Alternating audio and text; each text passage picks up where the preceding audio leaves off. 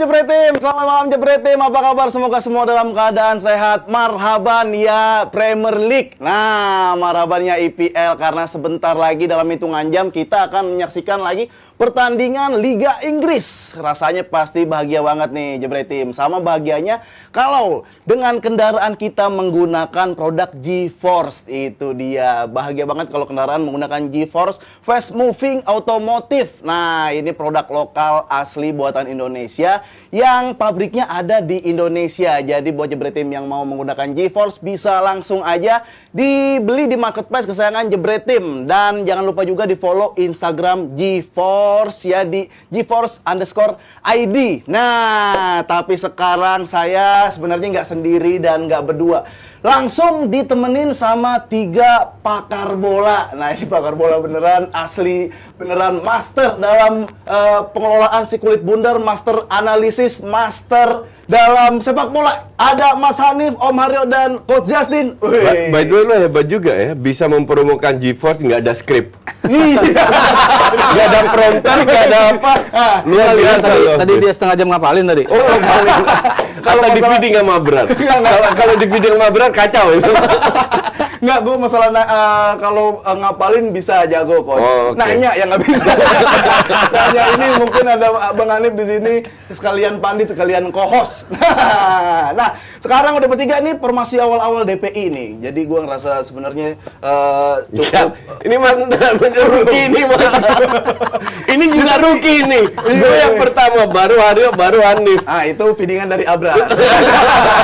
Pokoknya kalau kurang-kurang feedingan dari Abra, Coach. Tapi seneng banget ini pakar-pakar bola ahli, bakal ada ini Jebret Tim, bakal ada analisa-analisa, perang-perang opini, ada siraman-siraman data karena ada Om Sabto, Bang Hanif, dan Coach Justin. Nah, tapi sebelum kita ngobrol-ngobrol bahas pertandingan-pertandingan seru, kita lihat dulu ini pertandingan di weekend pertama Liga Inggris. Ada beberapa match yang menarik yang nanti akan kita bahas Jebret Tim. Ini ada di sini nih. Tuh. Ada yang pertama Crystal Palace Arsenal. Ini terakhir kan kalah ya Arsenal ya. 4-1, kalah 4-1. Ini yang paling seru kayaknya. Menang lawan Arsenal bukan hal yang mustahil. Ada Everton Chelsea juga, ada MU Brighton. Yang paling seru juga ada West Ham sama Manchester City. Spurs sama Southampton. Itu harus dinanti-nanti banget ya. MU Brighton. MU Brighton gue bilang paling seru. Kenapa? Karena Brighton bukan tim parkir bis ya. Jadi mereka akan memberikan space. Nah, tapi nanti bisa ditonton live commentary di Juststock. Aku mau Juststock member. Bridgingan itu kan halus nih tadi dari Marhaban ke GeForce. Ini juga bridgingannya buat membership halus banget ya. Tapi nanti kita bahas MU-nya, ini kita bahas Chelsea dulu lawan Everton. Everton kan Everton sekarang tuh si Lampard ya. Lampard pelatihnya. Dan nah, ini kabarnya sebelum kita bahas lebih dalam lagi, Chelsea itu sekarang kabarnya lagi ngincer Auba sama De Jong, Frenkie De Jong. Ini sebenarnya Chelsea kan kabar transfer terakhir nih katanya gila-gilaan. Ini gila-gilaannya nih dalam artian positif apa gila halus sih? Coach gua. Lu sebelum ke Auba sama itu, ini kan masih Cucurella. Nah, Cucurella pun menurut Fabrizio Romano udah. Itu udah deal. Udah main di kaca. Beritanya juga ada di mana-mana udah. Iya, udah. Tapi Brighton ini belum keluarkan statement. Bahkan 2 hari yang lalu mereka keluarkan kita nggak ada deal kok. Betul. Masa dalam 1-2 hari mendadak semua bisa berubah, ngerti nggak? Jadi untuk bisa mengeluarkan statement itu, gue nggak ngerti yang dimaksud Brighton itu apa, tujuannya apa, ngerti nggak? Tapi di samping itu ya mereka betul ngincer. Kan gue udah bilang, Chelsea ini selalu ngincer pemain tier 1, layak. Mereka punya duit, punya reputasi, prestasi, dan lain-lainnya. Tapi yang datang justru tier 2 dan tier 3. Kan, ya, akan gue ulang lagi lah. Lewandowski, Dembele, Rafinha, Koundé, Matthijs de Ligt. Ronaldo doang ditolak. Ya kan? Kalau Ronaldo udah nggak mau tuh ya, Ronaldonya tuh. Jadi kalau dibilang ya Sterling sama Koulibaly termasuk tier 1 lah. Gue I agree, oke. Tapi Cucurella untuk gue tier 2. Ya. Nah, mereka dapat Sterling sama Koulibaly, feeling gue karena nggak banyak klub yang ngincer kedua pemain itu ya. Jadi bahwa mereka, gue sempet nge-tweet, ini MU, kalau ketikung sama Chelsea masalah De Jong, MU gobloknya minta ampun loh. Nah soal Auba sih gue nggak yakin ya, karena dia punya hubungan baik sama fans Arsenal ya. Memang seperti Ayo tadi off air sudah bilang ada berapa pemain Arsenal yang ke Chelsea betul, tapi Auba kasusnya beda dan feeling gue nggak akan dilepas karena Safi udah bilang gue pengen di setiap posisi ada 2 orang dan Auba jadi makanya yang dilepas kemungkinan besar dilepaskan Depay. Depay kemungkinan lepas, tapi emang gitu Om Sabto, kayak Koulibaly sama si Sterling nggak ada yang mau, makanya Kalau Koulibaly, kalau Sterling mungkin iya ya. Cuma kalau Koulibaly menurut gua banyak yang mau sih. Juve mau, Iya, cuman duitnya belum ada waktu itu. betul. Masalah duit juga dan Barcelona juga sempat ngincer Koulibaly juga. Madrid juga sempat ngincer Koulibaly, tapi mereka dapat si Rudiger. Artinya pemain ini, dan kalau kita lihat track recordnya di Serie A juga bagus. Ball handlingnya bagus, di belakang juga cukup tenang, agility lawan penyerang-penyerang lawan juga cukup kuat gitu untuk adu body. Jadi sebetulnya kehilangan Rudiger, masuknya Koulibaly, gue rasa sih ya kalau mereka main tetap dengan 3 back sih cukup pengganti yang sepadan lah menurut gue. Jadi kalau mereka mendapatkan Koulibaly termasuk sebuah kemenangan menurut gue ya untuk mendapatkan pengganti dan juga back yang tangguh di lini belakang. Cuman balik lagi ke masalah tadi Auba, harus kita lihat juga nantinya Depay dilepas apa enggak gitu. Kalau Depay nggak dilepas, menurut gua fine-fine aja kalau dia memilih destinasi di mana akan memberikan dia kesempatan untuk bermain gitu. Di depan kita tahu Chelsea nggak punya striker murni ya, walaupun belakangan mereka seringnya main kayak Havertz di situ, Timo Werner di situ, Mason Mount di situ, dirotasi pemain-pemain yang bukan striker murni gitu. Cuman kalau mereka diharuskan mendapatkan striker murni, gue rasa Auba juga cukup adalah kans untuk bisa merapat ke Chelsea kalau Depay di pertandingan Barcelona ya. Iya, tapi gue penasaran sebenarnya Koulibaly sih. Koulibaly itu kalau Mas Sabto bilang tenang, sebenarnya dia sekarang tuh tenang apa lambat sih sebenarnya. Dia kan agak beda-beda. Nah, kalau Bang Hanif sekarang kemarin kan lu bilang tuh kalau Chelsea ini baru bisa ketahuan masuk 4 besar kalau misalkan nanti nih kelihatan di akhir-akhir transfer tuh dia dapetin siapa aja. Nah, kan kabarnya sekarang De Jong, si Aspi udah kayaknya tahan tuh di situ. Kabarnya mah banyak banget, Pip. Kalau kabar Iya, ini menurut gue tapi Chelsea. nih gue mau ngasih lihat bagian sisi di belakang layar yang dari sisi manajemen. Ini tuh udah kayak reality check ya buat Chelsea. Ada pemilik baru masuk ngacak-ngacak struktur.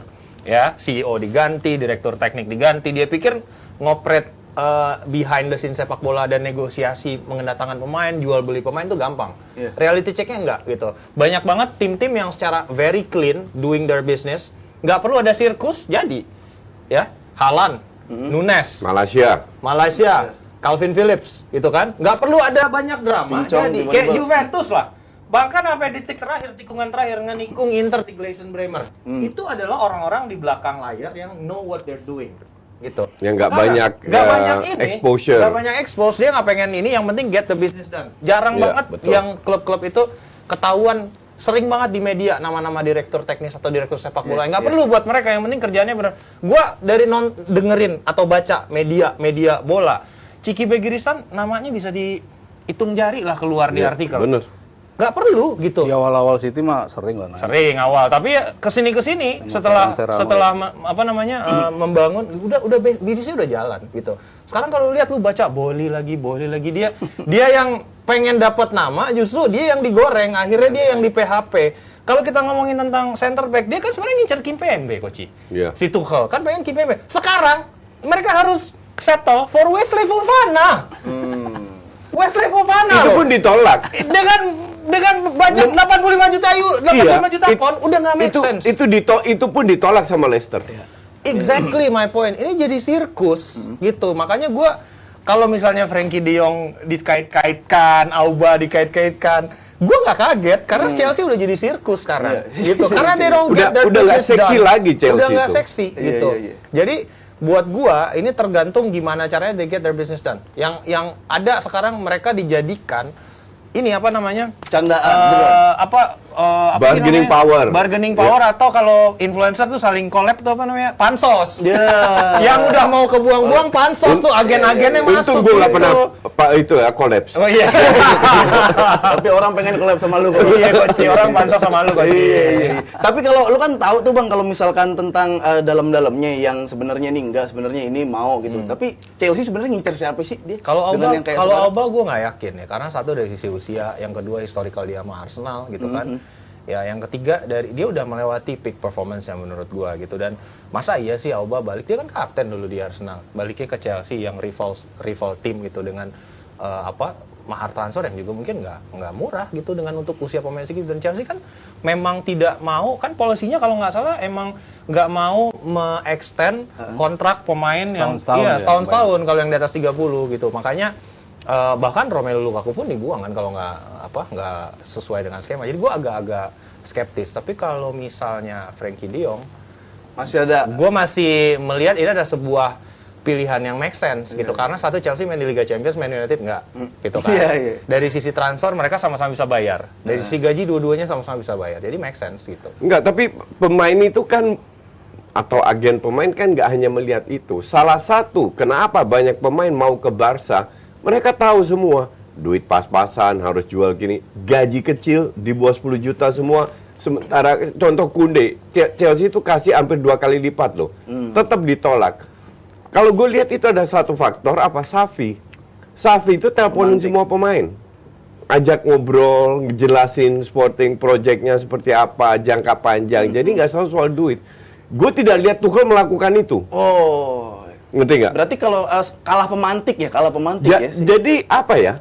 Satu, Barca bisa menjelaskan Xavi secara pribadi yang pegang kendali, bisa menjelaskan visi dia ke depan seperti apa, target mereka apa, dan bisa merayu atau meyakinkan pemain bahwa ini pemain penting buat Barca, punya peran gitu loh.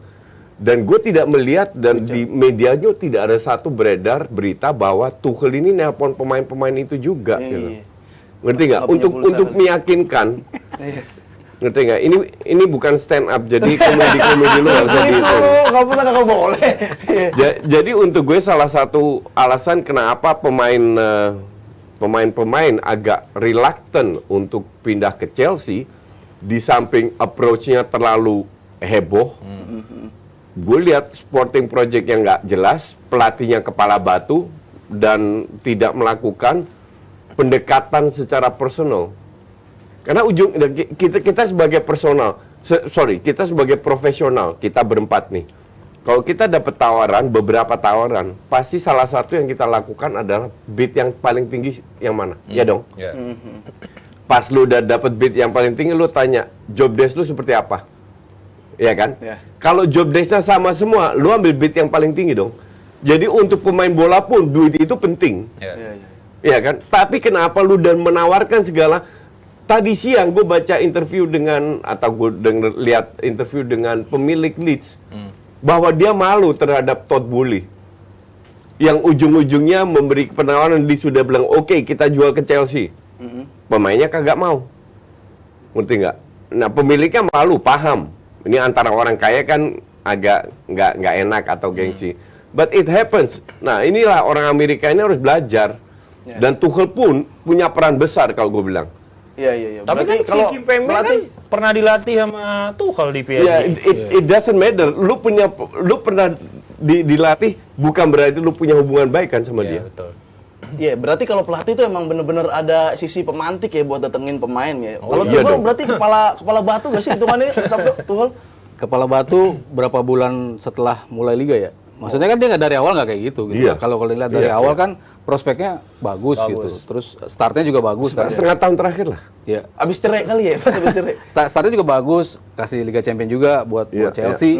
Artinya kan project dia sebetulnya jalan, dan orang-orang yang datang pun dengan ngelihat pandangan apa yang telah dia berikan di Dortmund, lalu dia berikan di Paris Saint-Germain, itu mau gitu pemain-pemain untuk datang, dan permainan juga cukup oke lah menurut gua, nggak jelek-jelek banget gitu. Cuman akhir-akhir ya Justin bilang tadi 6 bulan terakhir, apa sih yang membedakan gitu? Kalau masalah cuman 3-4-3, sebetulnya kan 3-4-3 juga bukan jelek, bukan berarti something yang apa namanya fatal banget gitu kan. Bukan 3-4-3-nya yang salah. Tapi kualitas pemain yang lebih cocok bermain dengan sistem lain Iya. daripada dipaksa 3-4-3. Ya maksudnya kan 3-4-3 ketika Conte itu kan juga itu aja kan. Iya. 11 pemain itu aja yang dimainin sampai benar. akhir musim sampai mereka menjadi juara gitu. Betul. Dan kalau kita ngelihat dua pemain yang menjadi sayap di formasi 4-nya juga sebenarnya mirip-mirip juga dulu Moses sama Marcos Alonso. Iya. Lalu sekarang Chilwell Iya. di kanan, Aspi. Reece James, Iya. Aspinya turun jadi tengah. Sebetulnya kan jalan di awal itu sempat jalan gitu. Cuman ketika lo sudah nggak jalan, memang dibutuhkan sebuah perubahan paling tidak komposisi pemainnya yang ada di situ gitu, Iya, betul. yang bisa mengakomodir. Nah ini yang gua rasa miss dari Tuchel, tidak bisa memaksimalkan itu. Pak, gini. Jadi ini fans Chelsea ini kan hanya mau mendengar apa yang mereka mau dengar. Gue tidak pernah masalahkan 3-4-3. Selama 3-4-3 berjalan kayak mereka awal musim lah. Kan Chelsea sempat rank 1 juga kalau nggak salah. Selama itu berjalan ya nggak masalah. Yang kita kritik kan yang gue kritik dan gue yakin kalian berdua juga. Pada saat 3-4-3 nggak jalan, lu punya plan B nggak? Iya. Ya, Iya kan? itu yang Iya. mesti dia. Iya. Itu. Dan itu tidak ada. Kemarin back 4 bukan plan B, Enggak. 4 back. Itu eksperimen kan pramusim. Oh iya. Iya dong. Dan padahal dia sudah si Virzi kemarin keluarkan data mereka 9 kali main dengan back 4. Itu main bagus kok gue lihat. Tapi tidak diteruskan. Tetap kembali ke 3 back. Nggak masalah lu mau main 200 back pun juga nggak masalah. ngerti nggak?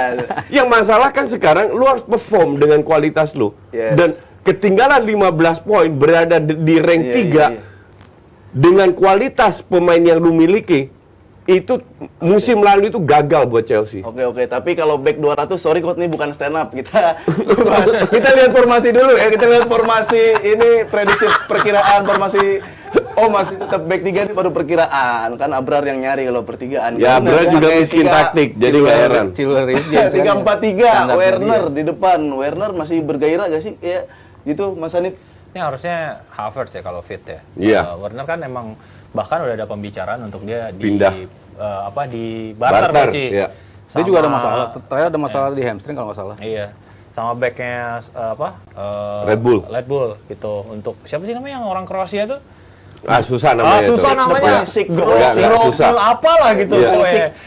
Yang pakai Gego, Iya, yang pakai apa gitu. Nah, ya. intinya dia mau di barter kan ya. Werner balik lagi ke sono, Chelsea dapetin center back tanpa mengeluarkan spacer pun gitu kan.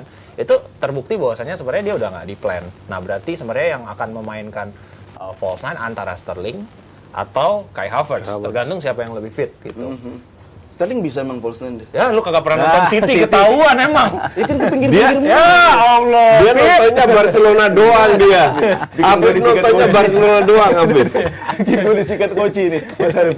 Tapi kalau misalkan itu Chelsea kan kayak banyak yang bilang gitu, Mas Sabto, kayak dia tuh malah tumpul di depan, maksudnya malah ada kekurangannya di lini depan. Lah, lu tumpul di depan, lu beli Lukaku 120 juta, Nggak lu nggak jalan. pakai. Ya itu kan Lukaku. Kan lucu. Iya, iya. Lukaku itu kan terbukti subur di Serie A. Pas ke Inggris, kuring kan? Ya kenapa uring? Uring, itu uring. Itu yang harus dipertanyakan kan? Iya. Nih, Gua gua maksudnya nggak cocok. gua kasih penjelasan nih maksudnya Koci mungkin nggak nyampe nih dulu nih. Bentar nih, gua kasih analogi yang lebih sederhana Koci. Jago, Lukaku. Gini Chelsea ya beli Lukaku ya karena Ya. si Tuchel batu menurut Koci dia nggak bisa memanfaatkan keberadaan Lukaku ke dalam skema permainannya. Jadi ada pemain baru masuk diakomodir, dia bikin bagus, dia bikin excel gitu. Komparasinya nih ya, komparasi nih biar lu ngerti ya. Iya. Lu kenal Emmanuel Giaccherini nggak gue tanya? Hah? Kenal nggak lu Emmanuel Giaccherini? Juventus. Nah, Juventus. itu kan pemain antah berantah. Tapi- Gak banyak yang tahu, diambil dari klub kecil, tapi begitu dia dimasukkan oleh Conte, baik di timnas Italia maupun di Juventus, formasi berubah, dia berperan. Jadi dia nggak batu, dia menyesuaikan sama pemainnya dengan permainan yang sesuai. Itu maksudnya dia. Berarti Ya maksudnya sistem yang dimainin untuk Lukaku-nya itu tidak bisa Memaksimalkan. blend sama timnya Blend gitu sama loh. timnya. Itu yang agak membedakan Lukaku ketika di Inter, dia punya tandem sejati Lautaro Martinez itu kan, itu udah nyetel banget untuk bisa mendapatkan Scudetto pada waktu itu. Nah, ketika dia pindah, perubahan-perubahan itu tuh tidak bisa Lukaku tidak bisa keep up dengan perubahan-perubahan itu. Padahal kan formasi satu striker itu sebenarnya udah agak sedikit beda gitu kan ketika dia di Inter. Walaupun mereka sering main dengan 3, tapi kan yang sering banget di depan kan Lautaro sama itu betul-betul dua orang. Sementara di sini dia betul-betul menjadi ujung tombak sendirian ketika dia harus blend dengan 2 pemain di kiri kanannya pun nggak bisa nyambung. Itu yang jadi Kalau masalah. dia mau membangku cadangkan Lukaku, itu hak dia. Selama timnya perform. Ya. Yang jadi masalah timnya Tapi kagak perform, juga. Lukaku kagak dimainin, Cuma terus dia salahin pemain. ketika dimainin pun sebenarnya nggak optimal juga. Iya. Kan dia cuma bisa cetak berapa gol dari 25 Betul. kali main kan? Cuma 9 gol. Nggak, tapi dia nggak juga pas. salahkan pemain gitu. Kurang motivasi, kayak kalah 4-0 lawan Arsenal. Sekali lagi itu nggak ada artinya buat gue. Oke? Mau kalah berapa, nggak ada artinya sama sekali. Cuman yang bikin gue lucu, dia salahkan pemain. Iya. Terus dia bilang, ya 2 minggu lagi kita nggak siap. What the... Ngerti nggak? Kan aneh pelatih kayak begini. Si Tuchel juga emang suka nyala-nyalain, kayak kemarin nggak dapat Konde disalahin, katanya ini kurang tinggi buat bek Liga Inggris, suka nyala-nyalain aja si Tuchel. Tapi sekarang gimana kalau misalkan pertandingan Chelsea Everton, kira-kira Chelsea bisa menang Bisa. gampang apa? Loh, gampang banget menang Everton. kalau kita lihat Lampard ini kan diberi setengah tahun, ya kira-kira setengah tahun lah, beberapa bulan untuk mengelola Everton. Dan itu nggak berhasil, gue bilang. Itu baru di 2-3 match sebelumnya baru survive. berhasil menyelamatkan lah paling. Ya, oke. Doang, Ya masih cuman top 16. level Everton kan bukan cuma diselamatkan, ya kan? Level Everton kan benar-benar menengah ke atas. Dan gue belum lihat itu. Tapi sekali lagi, gue bilang Lampard layak mendapatkan kesempatan kedua. Nah, sekarang lawan Chelsea harus bisa dibuktikan. Karena match pertama untuk secara psikologi cukup penting. Nah, Chelsea pun juga sama. Nah, lu belum dapat pemain yang lu inginkan, tapi lu cuma dapat Koulibaly sama Sterling. Harusnya lu bisa. Nah, feeling gue ya sama kayak Berar tadi, 3-4-3 lagi. 3-4-3. Tapi menang gampang Chelsea. Enggak, gue nggak pernah bilang Chelsea menang. Chelsea. Gue bilang, lu harus belajar bahasa Indonesia. Gue bilang Chelsea gue unggulkan karena secara kualitas pemain. Iya. Bukan berarti mereka menang. Ya udah, iya. Oke. Iya, kalau That's different. Walaupun secara kualitas musim lalu harusnya mereka menang kan, nggak menang Nggak juga, iya, betul. Artinya kan kemungkinan itu ada, apalagi mereka 6 kali kunjungan ke Goodison Park mereka nggak pernah menang dalam 6 kunjungan terakhir. Ditambah dua pertemuan di musim kemarin, 1-1 sama 1-0 menang Everton. Artinya kan kalau kita ngelihat kans untuk Everton menang ada. Cuman para personil yang membuat hasil-hasil itu di musim lalu Ada yang nggak cabut. Iya. Richarlison cabut. Richarlison masih ada ya? Ke Spurs. Kan ke Spurs. Van de Beek juga. Iya. Van de Beek. Kok Van de Beek? Loh kan Iya. kita ketawa nonton Barca doang. Ya udah jadi kita unggulkan Chelsea berarti. Itu dia nggak ada. Lalu Salomon Rondon yang harusnya bisa gantiin dia masih terlilit hukuman juga karena musim kemarin dia main kasar masih ke bawah sampai sekarang hukumannya dia nggak bisa bermain. Lalu Townsend nggak bisa bermain. Ada 5-6 pemain yang nggak bisa main. Nah itu kan defisit berat buat Everton. Jadi kalau di atas kertas sama-sama komposisinya ada kans buat Everton. Cuman ngelihat komposisi minor dari Everton, gue berat dukung Chelsea. Iya, kalau Chelsea lebih unggul iya. Kalau itu jelas. Iya. Bang Hanif gimana? Apalagi kan transfernya Everton kan bisa dibilang super busuk ya. Langsung Maksudnya Selalu super Enggak, busuk. maksud gue tuh kan dia kehilangan Calvert-Lewin karena selalu cedera busuk, kan, cuman nggak setengah tepat. musim kemarin. Seringnya gitu kan. Ya itu loh, ya busuk kalau begitu. Maksudnya nama-nama besar banyak juga yang datang ke mereka Tarkowski. kan. Cuman udah beberapa musim lalu Iya. lah. Waktu Dan dia maksud beli gua sampai 10 pemain tuh. kehilangan pemain kayak Richarlison nggak digantikan dengan pemain yang sepadan kan maksudnya. Nah, jadi gimana kita mau optimis terhadap Lampard musim ini kalau dia secara amunisi aja nggak dikasih dengan ini kalau Chelsea sampai nggak menang. Parah. Ya udah parah. Betul. Kalau sampai Chelsea nggak menang mah parah. Tapi ini ada yang serunya juga parah, yaitu 8 besar UEFA Stand Up Olahraga League Season 2. Ini dia nih, kita lihat. Set. Selamat datang di UEFA Stand Up Olahraga League Season 2. Temanya adalah olahraga masa kecil. Olahraga masa kecil. Kenapa baru dikasih tahu sekarang? Dia kan sebagai juri perlu tahu juga. Aku tadi mau bilang supaya Bang David tahu. Kan nggak tahu nih nanti dia ngejokesnya apa. Ada Ciko bagi dua.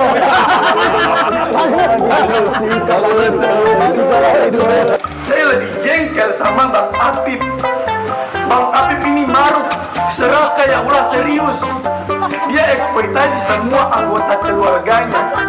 Bapaknya dia suruh stand up, mamanya dia suruh stand up, bahkan mantannya dia suruh stand up, dan semua sama.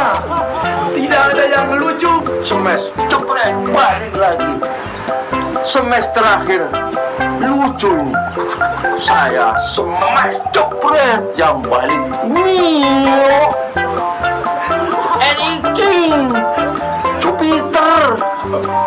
Absurd kan? Tapi gue baru melihat itu gue tua kayak gitu.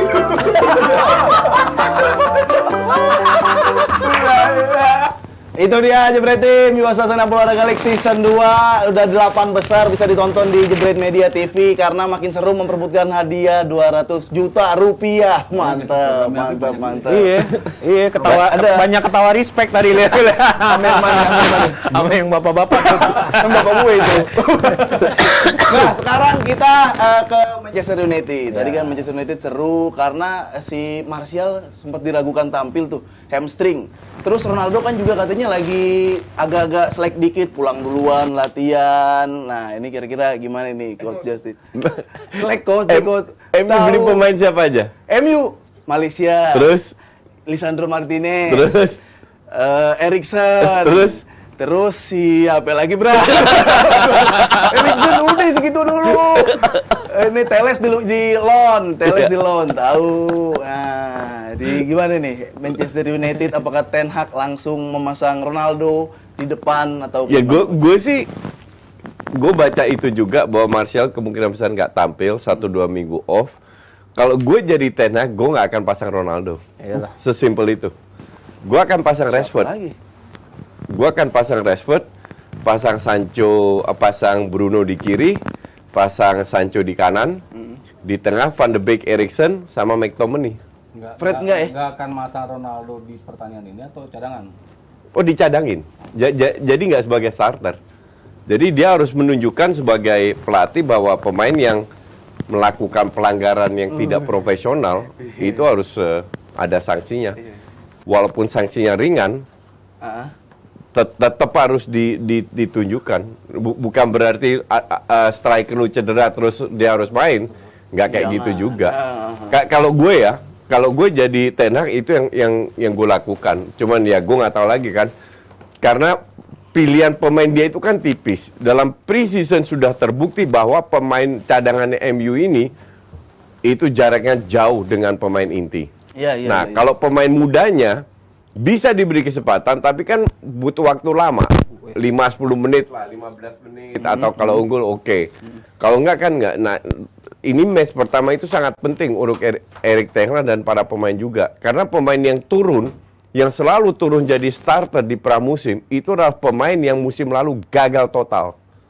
Dan di pramusim mereka menunjukkan bahwa mereka sudah berubah nih. Dari sisi mental berubah, disiplin berubah, permainan berubah. Nah sekarang bisa nggak dibawa ke IPL? Ketemunya Brighton yang bermain itu, makanya gue pilih untuk live commentary kan. Oh, MU Brighton. Nah, MU Brighton. Ini kalau Coach Justin dia tuh 9 ada. Karena untuk gue ini pertandingan sangat menarik. Yes. Tapi lebih memilih Ronaldo nggak main. Masa Ronaldo leader di depan nggak main? Ya iyalah, maksudnya itu kan pelanggarannya menurut gue cukup fatal ya. Masa ya lo masih lo mainin, berarti lo nggak ada powernya sebagai pelatih. Bukan, sebagai pelatih nggak ada wibawanya gitu. Dia kan memang bahkan udah menegur di press conference kan, udah menegur secara resmi gitu, nggak kayak gitulah gitu. Bahkan siapa yang ikutan pulang juga? Ada 2 pemain. Iya, Dalot sama sama Lindelof katanya. Iya, nah maksud gue gini, senior, Dalot ini kan sebenarnya dapat kesempatan kedua ya sama Ten Hag ya. Sebenarnya dari manajer sebelumnya kan memang nggak terlalu jadi prioritas. Bek kanannya masih bergantian, ada si AWB gitu kan. Sekarang si Dalot ini di pramusim ini lumayan diberikan kesempatan untuk unjuk gigi. Sayang banget dia melakukan tindakan indisipliner kayak gini, ikut-ikutan pemain senior, cabut duluan gitu kan, sebenarnya nggak etis gitu. Jadi ini gue sepakat sama Koci kalau ini adalah pertandingan yang paling dinantikan oleh publik sepak bola. Satu, orang mau nunggu kayak gimana sih perbedaannya signifikan nggak gitu kan. Kalau tempo hari sama kan ekspektasi kita ketika Rangnick ini bakal bermain counter pressing, bakal main apa segala macam. Ternyata kan nggak terbukti gitu. Cuma 2 pertandingan lah, ada lah perubahan. Ya. Terus sekarang kan ini kan memang dipilih sebagai pelatih long term yang harusnya memang ada perubahan-perubahan. Dan gue intrik melihat kan Coach selalu bilang nih bahwasanya Ten Hag ini bisa menaikkan level permainan seorang pemain. Gitu. Nah, gue intrik banget nih gue buat menunggu pemain mana yang musim lalu sebenarnya flop itu bisa diangkat derajatnya atau derajat permainannya oleh Ten Hag. Siapa yang masuk nih? Iya. Siapa yang masuk di skema? Salah satu Van de Beek. Van de Beek, Itu makanya kemungkinan gue intrik banget. Makanya ini adalah salah satu pertandingan yang paling ditunggu oleh publik sepak bola. Fred di kemarin kurang. Ya, itu gue pengen tahu. Pengen Gitu. lihat Kalau juga. Fred misalnya, Namanya Fred itu mobil. Fred mah gue penasaran siapa dari McTominay lah, Van de Beek lah, Fred lah, bahkan Harry Maguire. Gitu. Mungkin Harry Maguire main dan permainannya jauh lebih konsisten. Kalau memang benar dia bisa mengangkat level permainannya lebih konsisten, ya kita harus kasih kredit buat Ten Hag. Ini yang pengen gue lihat gitu, perubahannya tuh seperti apa. Maguire tuh malah pengen dinaikin lagi, bukan mau disingkirin. Ya kan justru kan sebenarnya dia nggak mau lepas Maguire kan, nggak mau. Berarti kan dia melihat Maguire sebagai Gue selalu bilang Maguire ini pemain bagus. Lu mah biar lucu-lucuan. Enggak, gue serius. Gue selalu bilang Maguire ini pemain bagus. Iya. Bahwa Dia pemain bagus.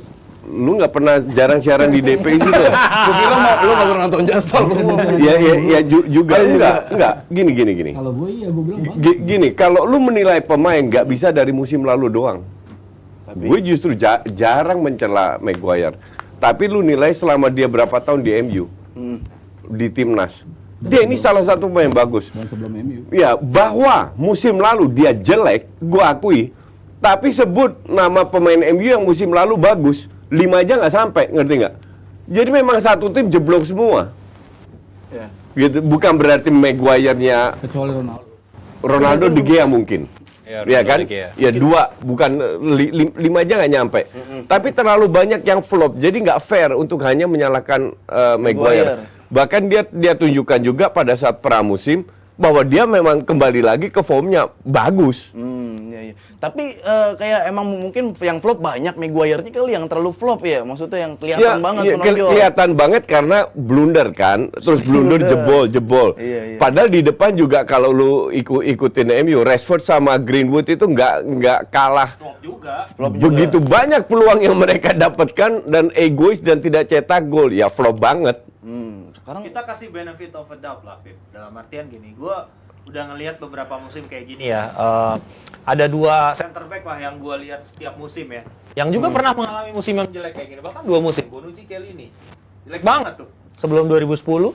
Tapi the moment mereka menemukan form koordinasi terbaiknya, dia 9 tahun juara.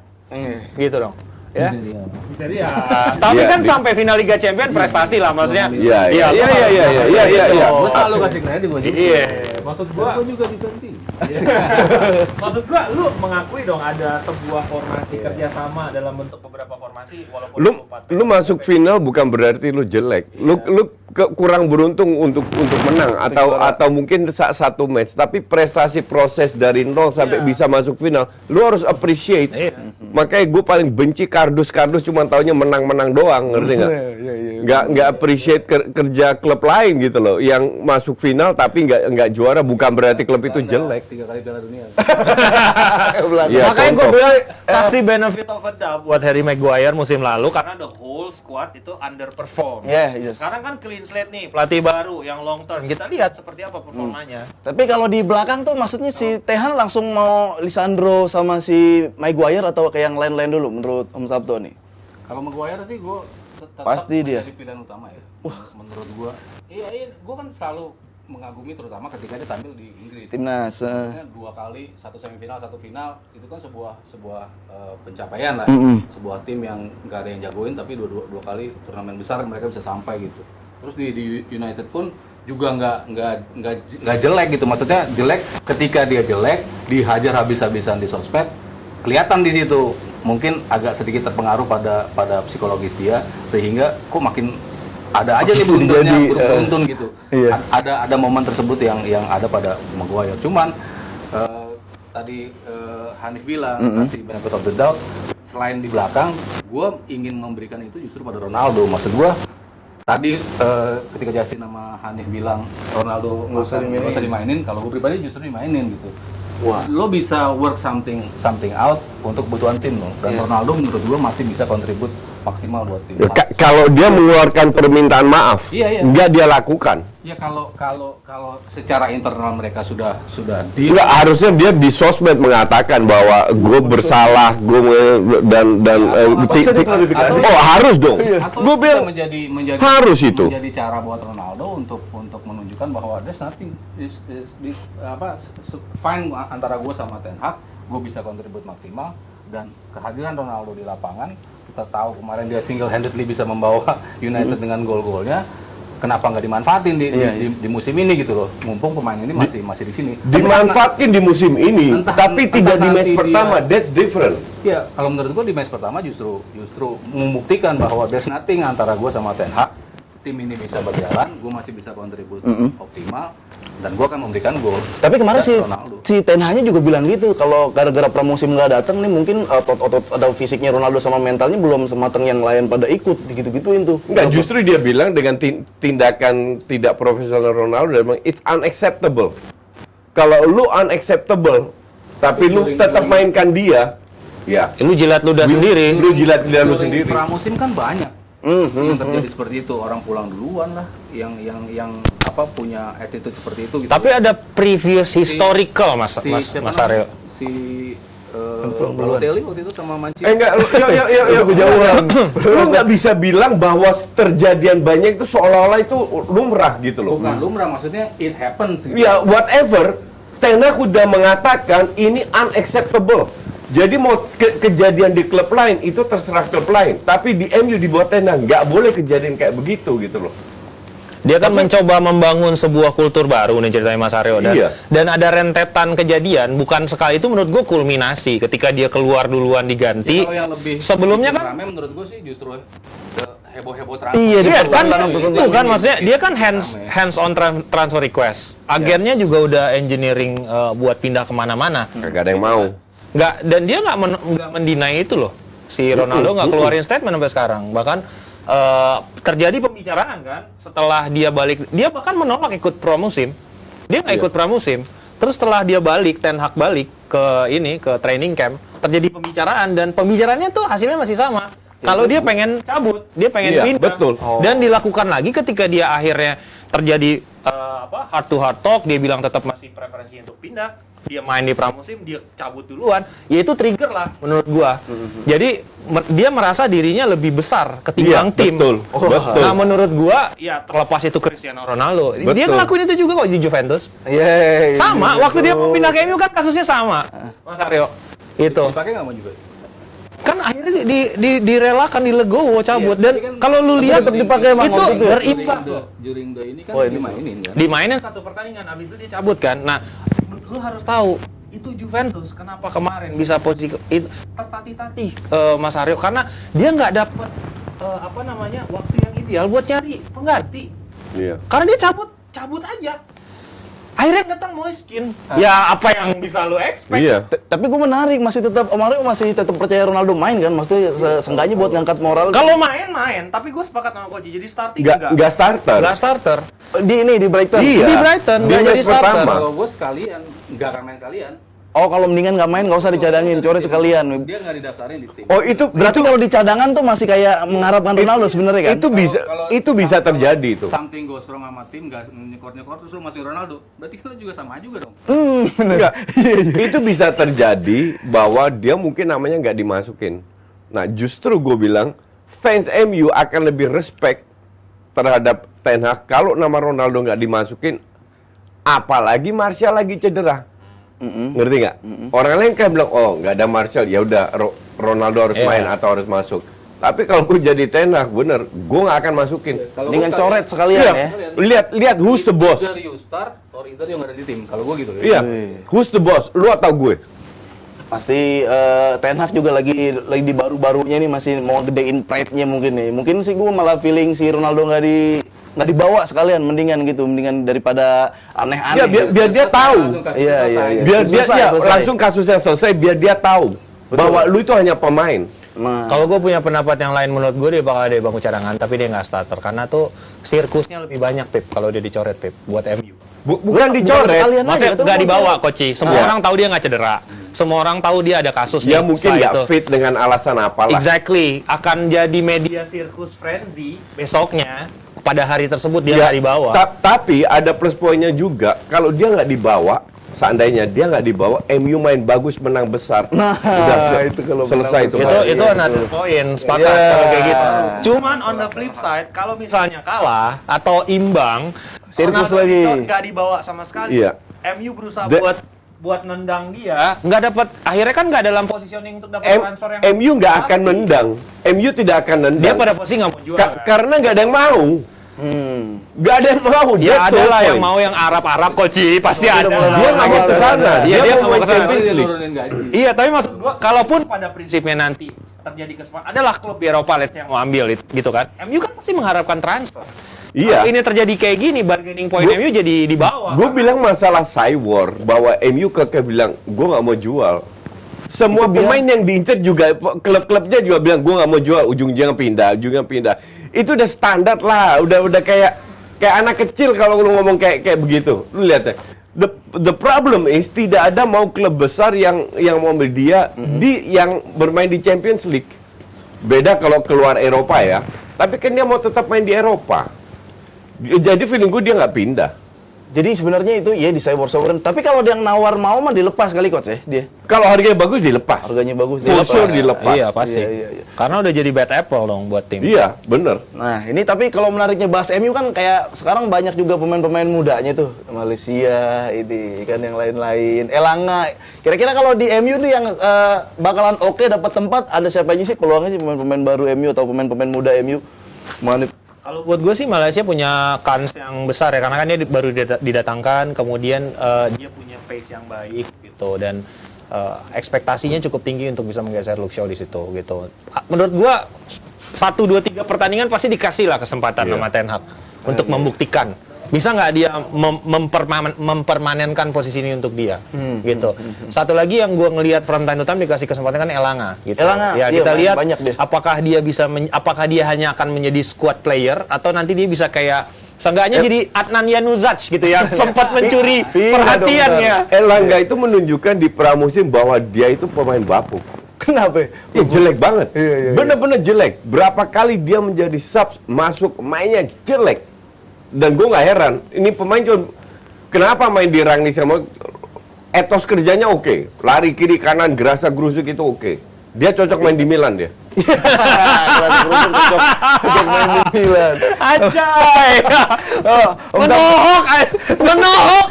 Gerusuk-gerusuk main di Milan. Om Sabto gimana ngeliatnya pemain-pemain muda Manchester United? Bukan reguler, yang sekarang gua harapin jadi reguler tuh Sancho. Oh, iya mulai kelihatan Sancho lagi. bagus mainnya di Mulai kelihatan pramusim. lagi. Iya, mainnya. Sancho bagus. Maksudnya kan dia tuh kemarin tuh kayak keberatan bandrol ya. Iya. Maksudnya dengan usia segitu, bandrolnya tinggi, pengharapan orang besar pada dia, ternyata performance-nya angin-anginan gitu kan. Sementara gue ngeliat permainan dia ke belakang itu bagus banget sebetulnya di Bagus banget, enggak lebih bagus lah. Mendingan. bagus lah di Iya. Dortmund bagus. Oh di Dortmund iya, kalau Dortmund iya. Maksud gua sebetulnya yang dia bawa ke MU kan sebetulnya potensi besar gitu, cuman belum terrespon. Dan Erik ten Hag yang biasa bisa ngangkat pemain menjadi pemain yang biasa jadi pemain yang bagus, pemain bagus jadi pemain lebih bagus. Ya, harapan gue dia bisa melakukan itu si Sancho tuh bisa balik lagi menjadi starter secara reguler karena kontribusi dia akan sangat besar gitu. Crossing dia, kecepatan dia di wing, bisa masuk juga, nembak dari luar kotak penalti. Segala atribut yang dimiliki seorang modern winger tuh ada di dia, dan gua ngarepin dia bisa kontribusi optimal lah buat MU. Gue nggak pernah bilang Sancho jelek ya. Yang gue bilang terlalu mahal. Lu kemahalan. Ya semua pemain Inggris mah terlalu mahal, Iya, Coach. iya.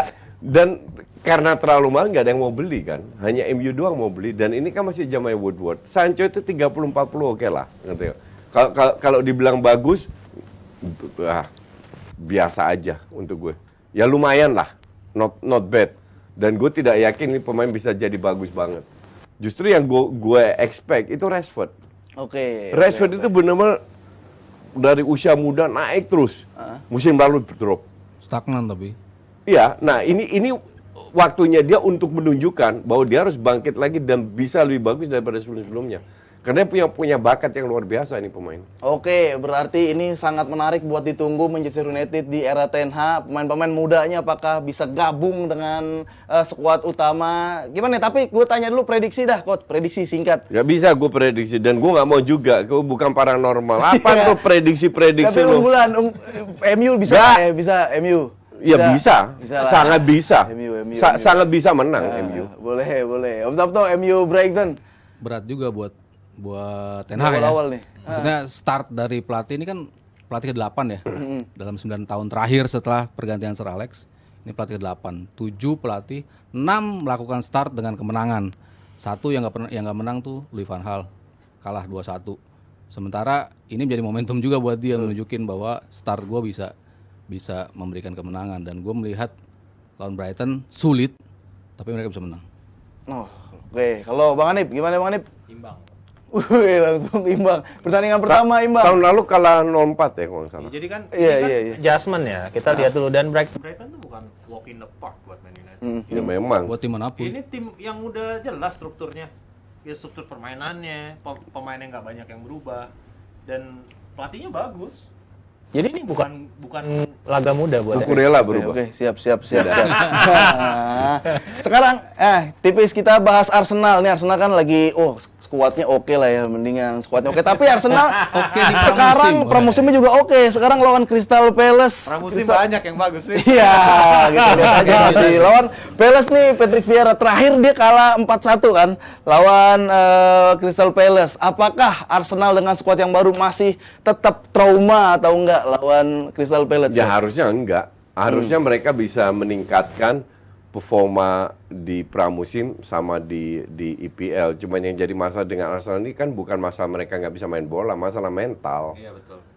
Nah, mental ini harus ditunjukkan. Pramusim itu nggak ada tekanan. Lu main lepas.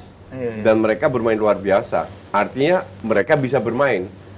Tapi bisa nggak mereka bermain dengan mental, dengan tekanan. Sekarang secara tidak langsung, dengan datangnya 3, 4, 5 pemain, Saliba balik lagi, ekspektasi fans Arsenal ini kan tinggi.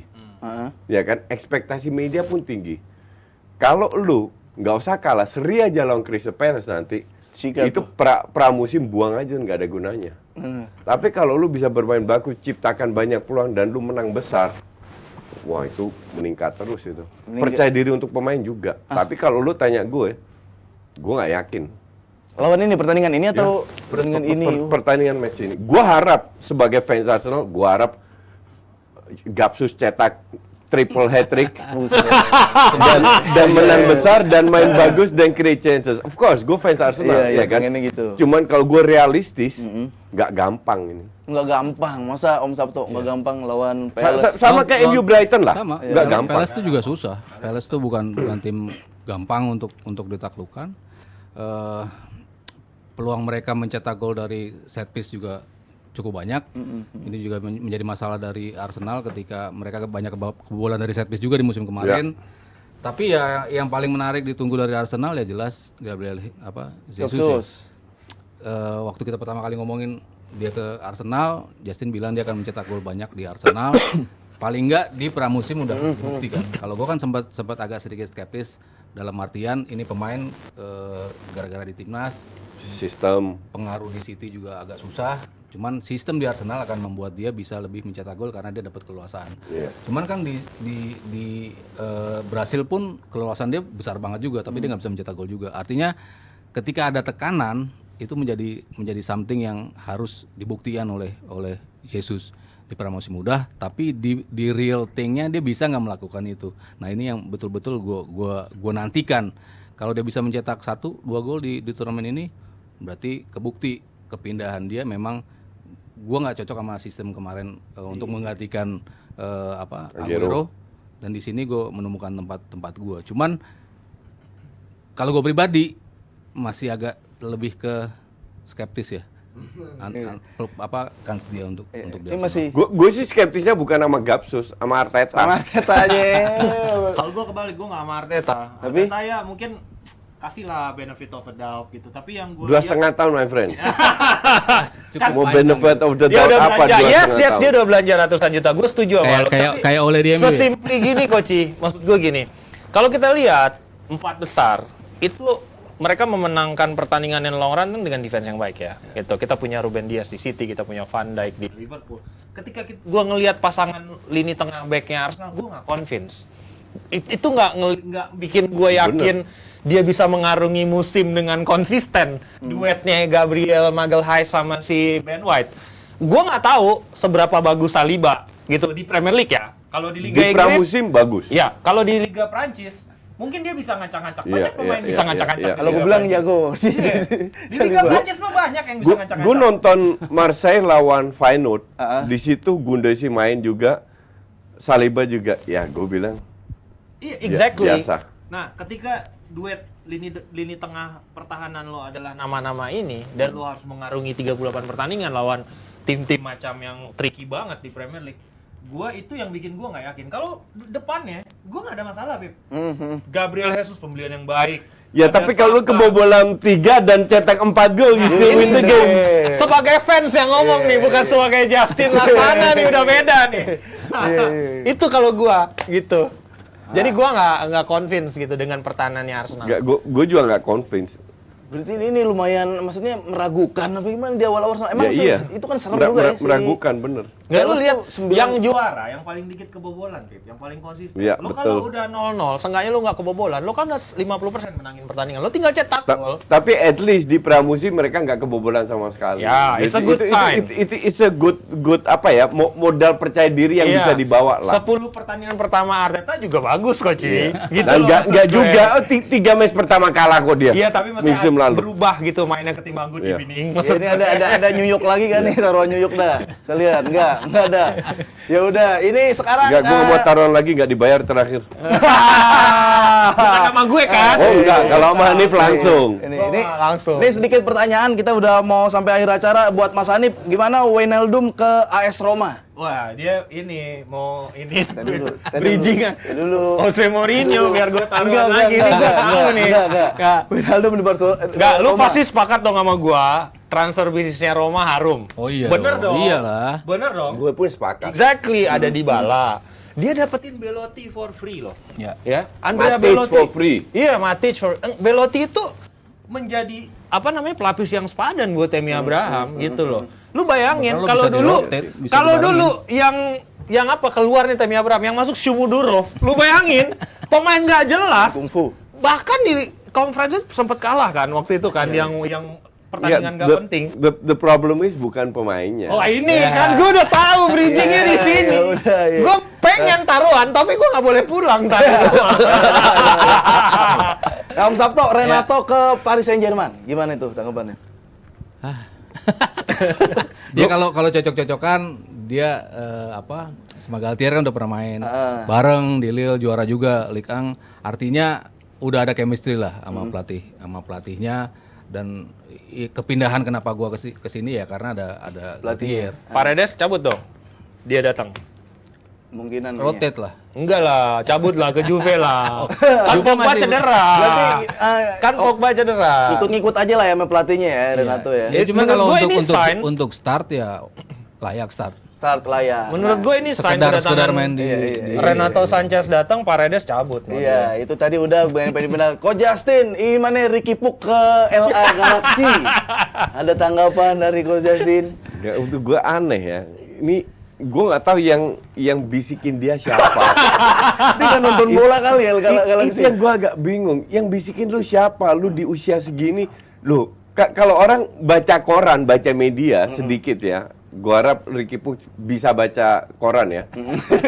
Lu tahu yang ke LA Galaxy itu yang umurnya Tua-tua dah ya. 48 plus kan? Iya. Ngerti nggak?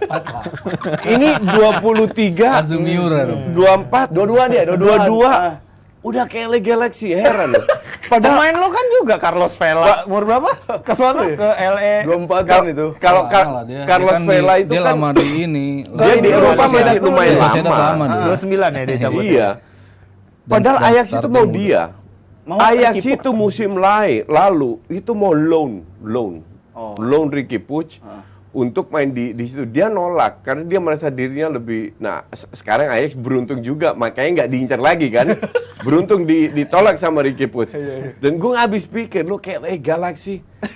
Aduh. Di Galaxy juga minta video Ricky Puig ngegolin. Gue nggak tahu harus ngomong apa gitu loh. Iya. Lu tidak membuat lu lebih hebat, mungkin ini kan loan, ya kan? Dan bisa balik lagi. At least lu pergi ke tim di Spanyol lah, di Italia lah, suwe-suwenya di Italia lah. Catania gitu misalnya. At least lu bisa tetap di dalam radar dan lu bisa berkembang. Lu di LA mungkin lu jadi salah satu pemain hebat karena sisanya bapuknya minta ampun, ngerti nggak? Mungkin lu akan cetak gol banyak, tapi kembali lagi ke Barca selesai. Itu Asli gue nggak habis pikir apa tujuan lu di LA, dan LA itu bukan kota bagus. Ngerti nggak? Jadi apa yang lu incer? Yang bagus itu Hollywood, Beverly Hills. Itu masih oke, tapi LA-nya bapuk. Ya udah, mungkin biar kelihatan masih main bola aja kali Ricky Puig. Atau juga Ricky Puig itu bikin Galaxy jadi bapuk nanti. Nah, jadi keseruan Liga Inggris nanti akan kita lihat. Dan jangan lupa nanti kalau bisa nonton Liga Inggris, Senin ketemu lagi di Jebret Media. Ntar dulu, di DPI. biasanya ada prediksi Abrar nih nggak oke nih. Kan biasanya kita semua pandit tuh dikasih prediksi 1 sampai 4. Ini satu bola belum ditendang ya. Sekarang pun gue berani taruhan sama Hanif, Roma nggak bakal masuk UCL. Nah, ini kenapa jadi Roma? Udah. Premier League kunci 1 sampai 4. Orang semua bilang, ini Bener. banyak pemain hebat. Harusnya gue setuju, di atas kertas nama bagus semua. Gue setuju itu. Cuman this is football. Emang dia suka mancing. Dia tahu gua. Ini duit mah ada, Bib. Tapi boleh pulang nggak? Tapi nggak boleh pulang gue. Pak Mario gimana? Roma 4 besar gak? Nih kita netralin dulu. 4 besar. Oh, kan? Sama dia sama gue. Tapi kayak gue kalah mulu. Ya udah, kalau 4 besar pun ya 4. Untuk gue ya 1, 2, 3 itu untuk Juve, Milan sama Inter. Mereka bersaing dulu. Jadi antara Napoli, Lazio sama AS Roma, dan gue unggulkan Napoli daripada AS Roma. Napoli, udah kita udah lihat nanti tadi juga prediksi 4 besar Liga Italia. Nah, pokoknya jangan lupa abis Liga Inggris seru nonton lagi hari Senin di Jebret Media di DPI. Kalau gitu, Afif Safi pamit dulu. Terima kasih Coach Justin, Om Mario, Om Hanif, dan terima kasih juga GeForce. Sampai ketemu lagi di DPI nanti hari Senin. Terima kasih.